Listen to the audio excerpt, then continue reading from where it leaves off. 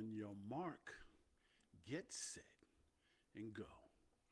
We want to say thank you for joining House Calls with yours truly, Dr. Rory T. Edwards. And today we're going to delve into a very important subject that a lot of people have been speaking about. And I sort of spoke about it a little while ago and then got a lot of questions about the NIL, which I spoke about last week. And then this week, we have some questions in reference to the college portal. So a lot of people really don't know what the college portal is, and I am not going to sit up here and give you um, what my beliefs are about the portal, but I will offer some suggestions, and I will offer towards the end of my presentation the pros and cons from my assessment of looking at all of the information in the portal. Now, one of the things that was very, very important is that most people really took and paid more attention to the portal when Coach Sanders sort of went over to the Colorado Buffaloes, and people were saying that a lot of the players he suggested should go into the portal. Now, what is the portal? The portal, in just summarizing the portal, is it's a opportunity for athletes who are at a particular college and want to explore options at another college. It gives them an opportunity to transfer after, I'm going to talk about it today, after one time without penalty. Now, if you're an old school athlete, you realize that if you transfer schools back in the day from a Division One or Level One college to another college, you lost a year of eligibility. The portal gives you an opportunity for you to be able to transfer to different schools without penalty and being able to be eligible and play upon transferring.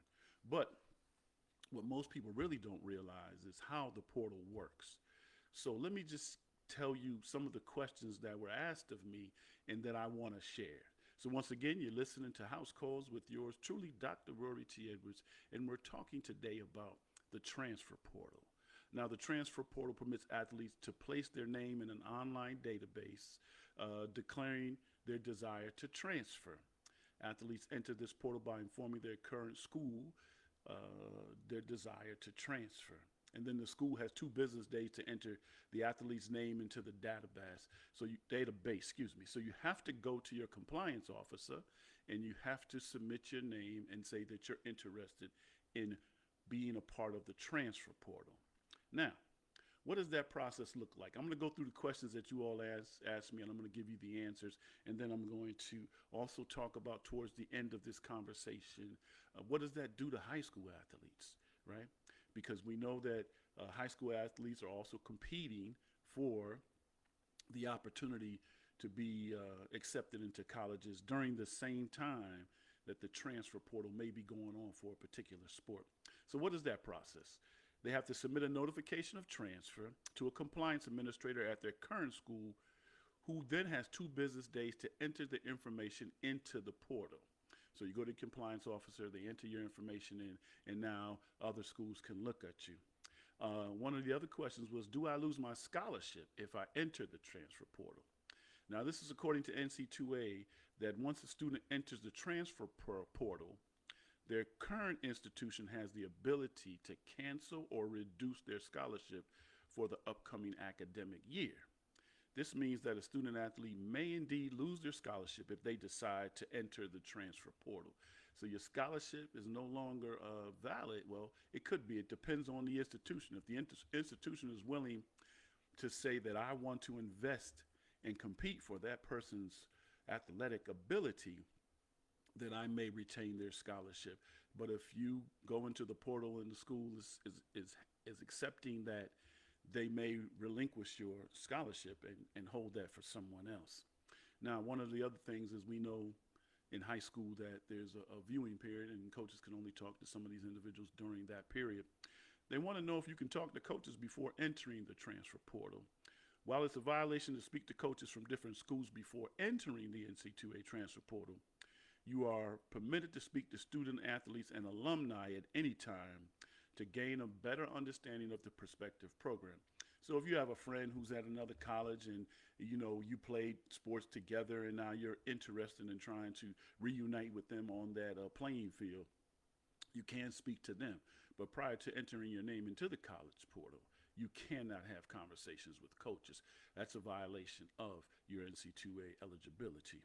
Now, one of the other questions was, can I back out of the transfer portal? Once a player's name appears in the portal database, other schools are free to contact the player, who can change his or her mind at any point in the process and withdraw from the transfer portal. Notably, once a player enters the portal, his school no longer has to honor his athletic scholarship or give it to him or her. So you can withdraw, but if your college feels that you're not loyal to them, or you have no loyalty to them, or you're transferring without a good reason, then they can revoke your scholarship. And even though you withdraw from the portal because you're unsure, now they don't have to give you your scholarship again. Now, one of the big questions I know what people ask, how many times can a college player enter the transfer portal? It is not yet certain if fall sports athletics entering the transfer spring portal would be immediately eligible. Under current NC2A rules, an athlete is permitted to transfer once without the penalty, allowing them to play immediately at their new school. Those transfer more than once need a waiver to play immediately. So you need a waiver. So you may be transferring based on personal reasons, family reasons. And so for that, you may have to acquire a waiver for you to be able to play immediately. Now, one of the other questions is, who is eligible for the NCAA transfer? Specifically, to be immediately eligible after a transfer, undergraduate student athletes would have to have left their previous school while academically eligible and in good standings. I'm going to say that again, that while you leave your school, you have to be academically eligible and in good standings and not subject to disciplinary suspension or dismissal, and meet progress towards degree requirements at the new school before before competing. So again, you have to be academically eligible and also within good standings. You can't leave a school because you're under investigation by the school and think that you can go to another school and compete without that whatever the incident is has to be taken care of, and it has to be rectified before that can happen. Now, one of the questions somebody asked me is the transfer portal bad for college sports? Well, one of the most problematic aspects of the portal is that there are no mandatory orientation sessions for prospective transfers. Applicants that highlight the pros and cons of their decisions, and there are few rails that protect student athletes from making impulsive decisions. Now, what are we talking about when we tell families impulse decisions? Those are some of the pros and cons I'm going to talk about towards the end. But impulsive decisions is that you feel you're not getting enough playing time, and you believe that if you go to another college, you're going to be more effective in the sport that you play. Well, this is a reality statement right here, reality check. If you're not getting enough playing time at the current school, you have to look at the work that you put in to get the playing time. Did you do your research to find out where you were on the playing board? Did you see the fact that you were going to be the fourth person, the third guard, all of those particular things that gave you the opportunity to be the person that gets the amount of playing time that you desire? So you must understand that transferring doesn't mean that you're going to become that athlete that you dream of. It's called putting in the work. That once you put in the work, then no matter where you go, people are always going to find you.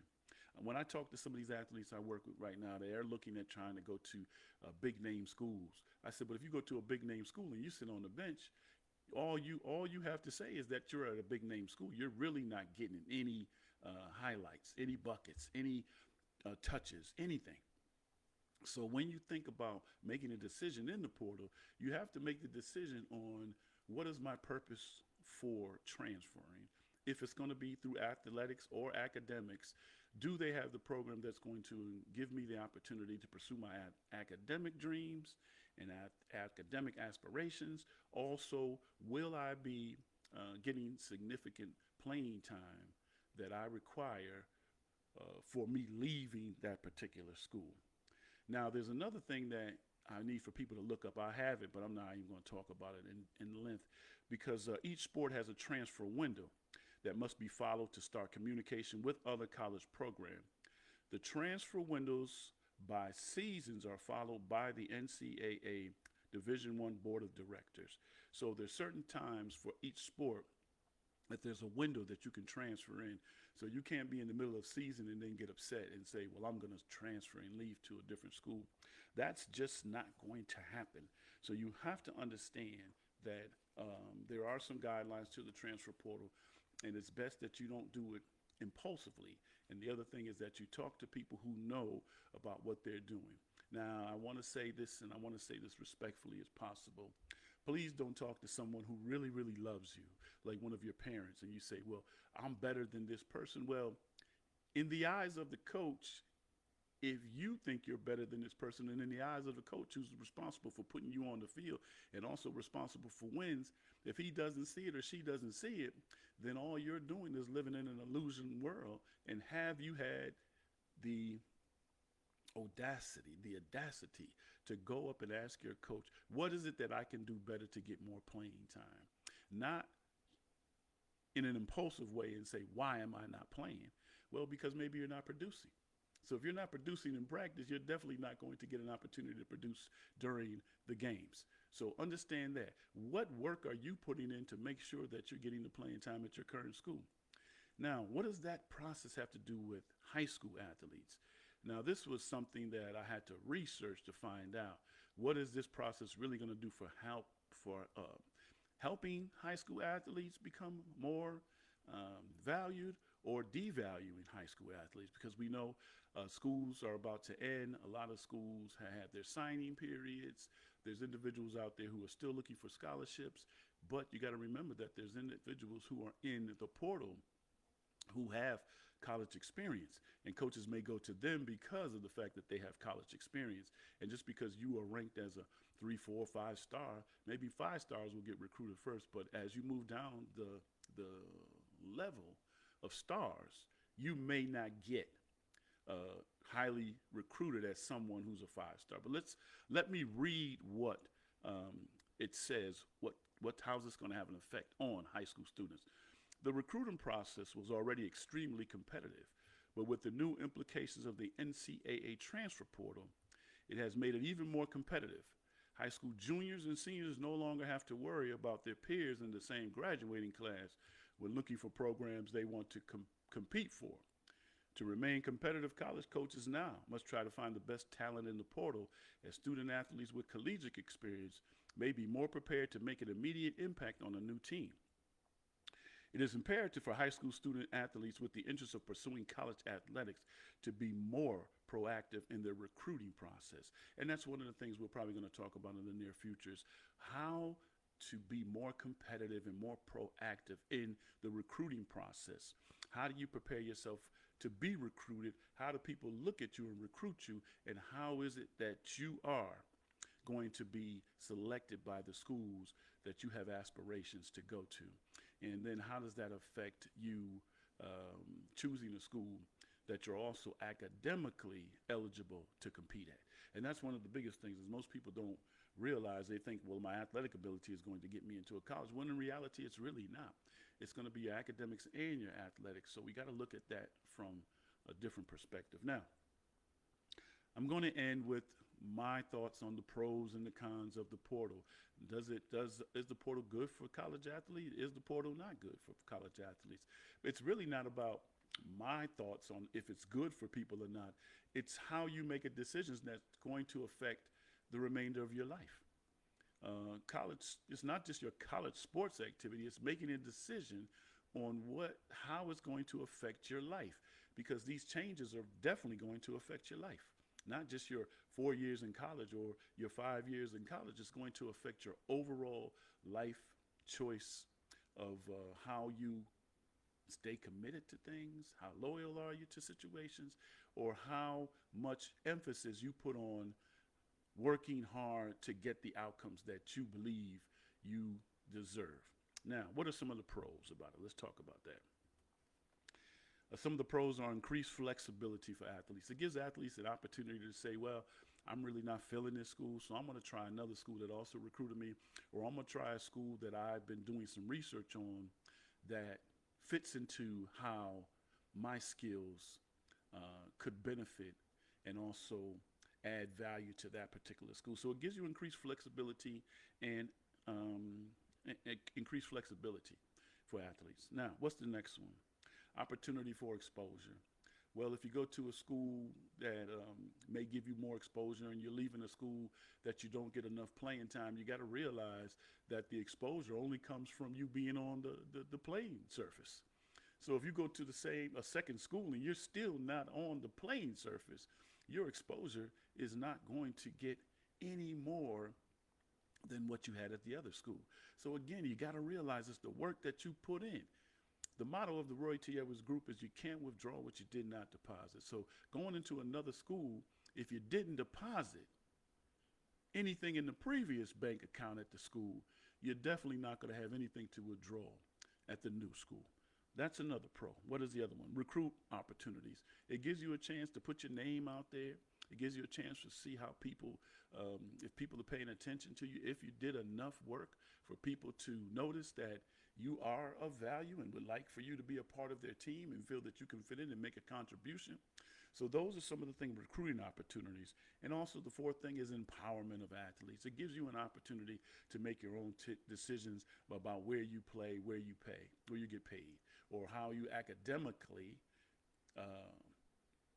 enhance your overall goals for life. So it gives you those type of things, empowerment for your athletes. Now let's talk about the cons of this.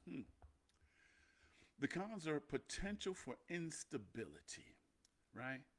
If people don't believe that you are committed to anything, then they won't give you a chance to come to their program because they're going to think that I'm trying to build something. I look at this person's record. They've transferred 3 or 4 different schools and they're still getting the same results.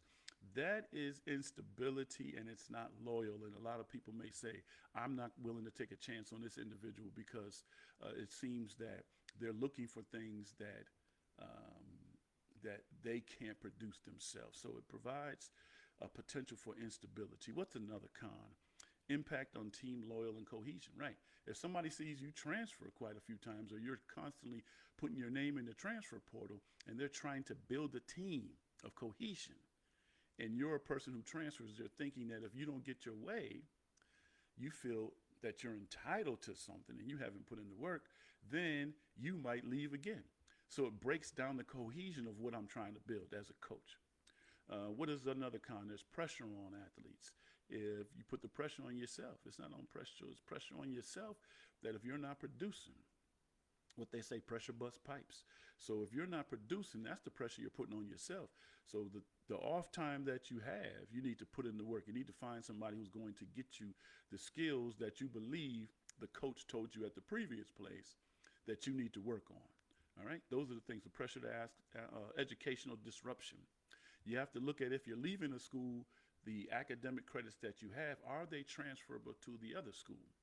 Does the other school have the opportunity for you to pursue a degree in what you desire? And are your credits transferable? So you got to look at that educational disruption. And the last one is the risk of exploitation. If people see that you're constantly transferring, they're going to use you. They're going to use your ability. They're going to get rid of you. They're not going to be able to give you a scholarship. It really gives you gives opportunity for exploitation because you're not stable. You're not stable in the things that you're doing. So that's some of the pros and the cons of the portal. Now, a lot of people say, what are your thoughts on the portal? Well, my thoughts are probably have been, described through the whole process of this. My my thoughts on the portal is that exactly what my company motto is. You cannot withdraw what you did not deposit. So going from school to school is not going to make you a better player. It's going to make you a better, more uh, person who people won't want to trust because they think that if you don't get your way, you might feel entitled to something. And if you don't get your way, you're not going to be loyal and you're going to move on. So my thoughts on the transfer portal is whatever you feel is the best opportunity for you. You make that decision and you have to live with it. But for me, I say that if I choose a school in the recruitment process from high school, and me and my family and I, excuse me, have done all of the research and believe that we've done the best that we possibly can to make that decision, then we have to make a decision to stay there and do the work that's going to get me on the field of play. Whatever you got to do. And if you're not putting the work in, please understand you will not receive the outcomes for which you believe in your brain. You definitely won't. And so those are my thoughts about the portal. If you have any questions about the portal, other questions that you may want me to clarify, please send an email to Rory T Edwards1 at gmail.com. Once again, that's RoryTedwards1 at gmail.com, and we will try to answer these questions with you. The reason why we're doing this from the mental health perspective is because we realize that a lot of times this portal can also cause depression for individuals, anxiety to see if somebody's going to pick you up. All of these things that athletes go through, academic probation for transferring, that your credits count. Are you going to get out on the right time? Are you going to graduate in the 4-year period, or do you have to try to accommodate some way that you may have to pay because your scholarship is only for a certain period of time? So those are the things that affect the student athlete mentally. And so that's why I'm addressing the portal, because a lot of students are now utilizing the portal, but they don't understand the long-term ramifications of the portal. So with that being said, I hope this information was valuable to you. I hope that if you do have any athlete in your family, or if you know any who are within your circle of influence, that you speak to them about what this portal operation could really look like. You also need to go and look at my NIL presentation, and we will be talking later about the high school recruiting process and what that looks like for families. So with that being said, I want to thank everybody who joined, everybody who will listen, and everybody who believes that the hard work that you put in will only provide the results that you desire and deserve. With that being said, I thank you again. I wish you much success in your endeavors, and we will be rebroadcasting House Calls with Dr. Rory T. Edwards the next time we will be talking about the recruitment process for high school athletes. Until we talk again, Ashe.